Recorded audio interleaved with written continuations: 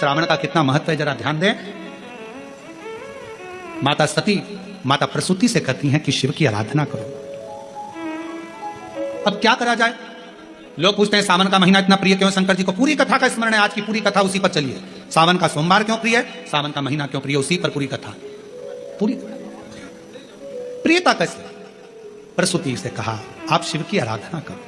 आया समय श्रावण के महीने के पहले आषाढ़ का महीना, बाबा के यहां पर माता प्रसूति ने पत्र भेजा कैलाश पर, निवेदन करा मेरे आतिथ्य को स्वीकार करिए, दक्ष प्रजापति के महल में पधारो, आप हमारे दामाद हैं, हमारी बेटी को लेकर आइए, आपका स्वागत है।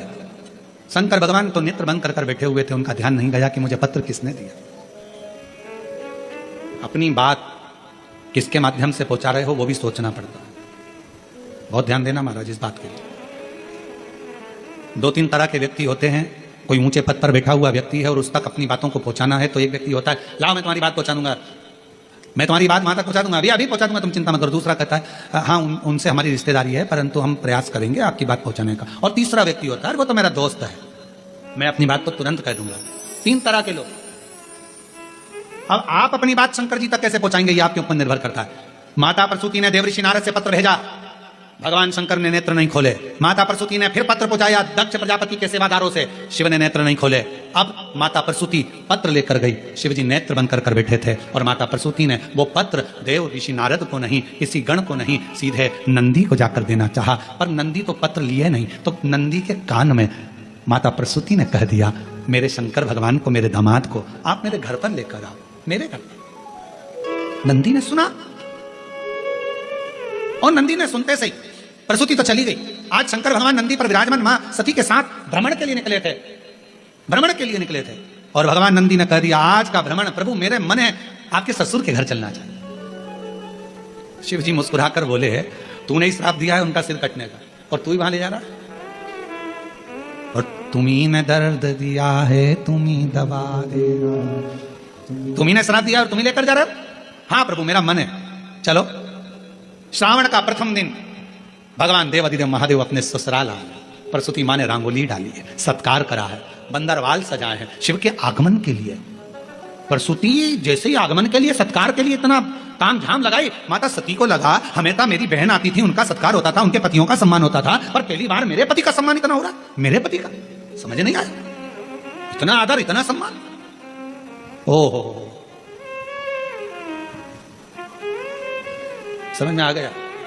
किसी फाइल पे साइन कराना रहता है तो ही चाय बिस्कुट आते हैं। भैया भैया प्लीज एक काम कर दो ना, आप कल भोजन पर आना, भैया जी भाभी जी जरूर आना पड़ेगा, मालूम है भैया भाभी से सिग्नेचर करवाना, काम निकलवाना, भैया भैया भाभी भाभी भैया भैया भैया। सती को लगा कि मेरे पति का तो कभी आदर नहीं हुआ मेरे ससुराल मेरे मायके में, और आज इतना आदर हो रहा है, मतलब समझने वाला विषय, सोचने वाली बात है। इतना आदर गजब। सोचा विचार करा, क्या अंदर पहुंची, माता को देखा, माता ने गले से लगाया सती को, प्रसूति ने दामाद का तिलक करा, अंदर प्रवेश करा। प्रवेश करते से ही जब अंदर प्रवेश कराया और प्रवेश कराने पर जैसे ही अंदर लेकर गए सिंहासन पर बिठाया, खूब सम्मान किया, खूब सत्कार। भीतर प्रवेश, सिंहासन पर बिठाया। श्रावण का महीना था, जब जब भोले बाबा जाने का कहते प्रसूति रोक लेती, नहीं बाबा अभी नहीं जाना, रुकिए, दामाद साहब किए, खूब सेवा करी, खूब सेवा करी, खूब सेवा करी। आखिरी का दिन था, कुछ समय बचा हुआ था, जब चंद्रमा घटत पे था, प्रसूति के मन में भाव जागृत हो गया।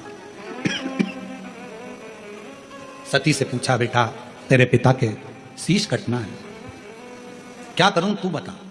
कहा जिस रात्रि पर स्वयं शिव अपने भक्तों की दुखों को हरते हैं, मां सेवा करते करते श्रावण की शिवरात्रि भी आ गई, खूब सेवा करी। शिव जी बड़े प्रसन्न हुए कि आज मेरी प्राकट्यता का दिवस है और इतना सम्मान किया गया। बढ़ते बढ़ते पूरा श्रावण का महीना निकल चला, पूरा आखिरी का दिन था। बाबा जाते जाते प्रसूति की ओर देखे, सासू मां ने हाथ जोड़कर कहा, मेरी एक विनती स्वीकार करेंगे आप? शिव जी ने पूछा, कौन सी विनती? भोलेनाथ, मेरे पति को श्राप लगा है, शीश कटेगा उनका। पति को श्राप है, शीश कटेगा उनका। शिव जी ने कहा, श्राप दिया है नंदी ने, और मेरे भक्त नंदी का बात को मैं टाल नहीं सकता, वचन तो उसका पूरा होगा, शीश कटेगा ही, यह निश्चित है, क्योंकि नंदी का वचन है, और नंदी के वचन को मैं टाल नहीं सकता। मैं नंदी के वचन को टालूंगा नहीं, शीश तो कटेगा, ये निश्चित है। बाबा, कुछ तो करुणा करो। शंकर भगवान ने कहा सासू मां से, हे माता प्रसूति, श्रावण का महीना मुझे प्रियता के भाव में, क्योंकि आपने मेरी सेवा करी है पूरे आज मैं वचन देता हूं प्रसूति मां, आपको आपके पति का शीश जरूर कटेगा, मरेंगे भी शरीर, प्राण भी छूटेंगे, पर उनका फिर वापिस शीश मैं जोड़ूंगा, पर वो शीश नहीं रहेगा, कोई दूसरा शीश उनके धड़ पर जुड़ेगा, और तुम्हारे पति के प्राण वापिस दूंगा। आज मैं वचन देकर जाता हूं, वचन दे।